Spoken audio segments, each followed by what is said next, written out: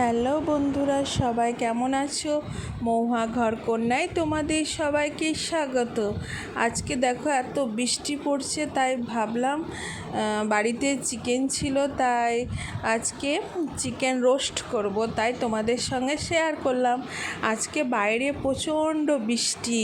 তোমাদের ওখানে বৃষ্টি হচ্ছে? আমাদের এখানে প্রচুর বৃষ্টি হচ্ছে। দেখো, প্রথমে আমি ওই মুরগিটা ভালো করে পুরো গোটা মুরগি কেটে নিয়ে এসেছি, দোকান থেকে নিয়ে এসেছি। তারপরে তার মধ্যে যেটা থাকে, তার ভিতরে যে শাকদানা বলে আর ওই যেটা মেটা বলে, সেটাকে নিয়ে ভালো করে ছোট ছোট করে পিস করে ভালো করে ধুয়ে মশলাটাকে কষে সুন্দরভাবে মশলাটা কষতে হবে, যতক্ষণ কষতে হবে গন্ধটা যেমন না যায়।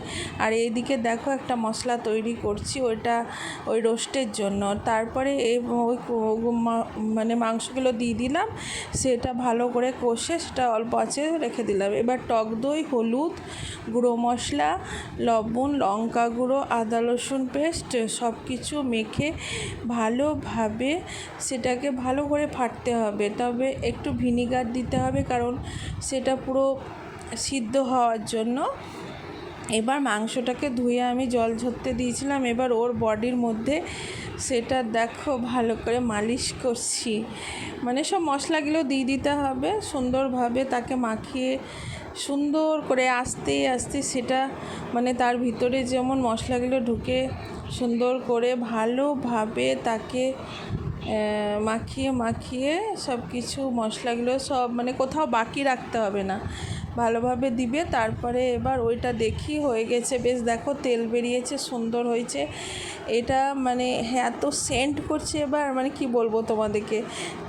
আমি যেভাবে করলাম একবার করে দেখো, এই রোস্টটা সত্যি খেতে দুর্দান্ত, দারুণ অসাধারণ। মশলাটা মাখা হয়েছে, এবার এটা তৈরি হয়েছে। দেখো, ওর মধ্যে ভরে দিলাম গরম গরম, ওর মধ্যে পুরো সব ভরে দেবো, মুরগির পেটের মধ্যে সব কিছু ভরে দিয়ে এবার এটা সুই সুতো দিয়ে একটু সেলাই করে দিতে হবে, কারণ মশলাগুলো ওগুলো না বেরোতে পারে, কারণ বেরিয়ে গেলে তো টেস্ট পালাবে না। এটা ভালোভাবে সেলাইটা তুমি এমনভাবে সেলাইটা করবা কি তুমি খাওয়ার আগে সেটা তুমি খুলতে পারবে, সেভাবে ফাঁস দেবে। দেখো রেডি। এবার চলো দেখো কিভাবে সেটা আমি এবার করছি রোস্টটা। এটা হচ্ছে আলাদাভাবে রোস্ট, এটা আমি আমার এত সুন্দর খেতে, কি বলবো, তোমরা একবার করে খাও সবাই মিলে। এবার আমি বড় একটা মুরগির সাইজের বড় একটা লাগবে চাটু, সেই চাটুটা চাপিয়ে দিলাম। চাপিয়ে দিয়ে তার মধ্যে সাদা তেল সামান্য আর ঘি দিতে হবে। ঘিয়ের মধ্যে ভাজতে হবে, কিন্তু একটু ঘি লাগবেই, কারণ ভালো খাবার খেতে গেলে তো লাগবেই।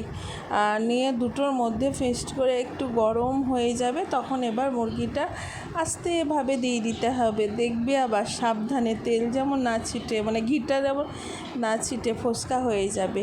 তারপরে সুন্দরভাবে হয়ে যাবে, এপিট ওপিট করে ভালোভাবে অল্প আঁচে, এখন একটু বাড়ানো থাকবে।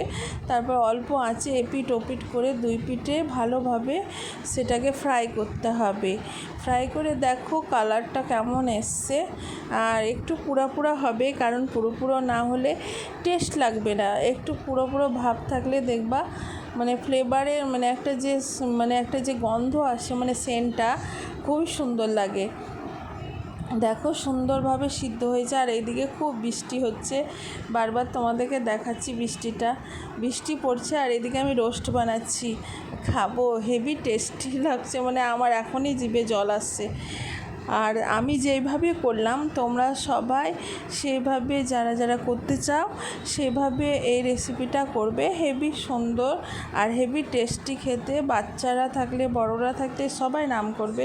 এটা এবার হয়ে গেছে, আমি এবার ভেঙে নিয়েছি লেগ পিসটা, এবার খাবো সেটাকে। লেগ পিসটা দেখো কি সুন্দর কালার লাগছে।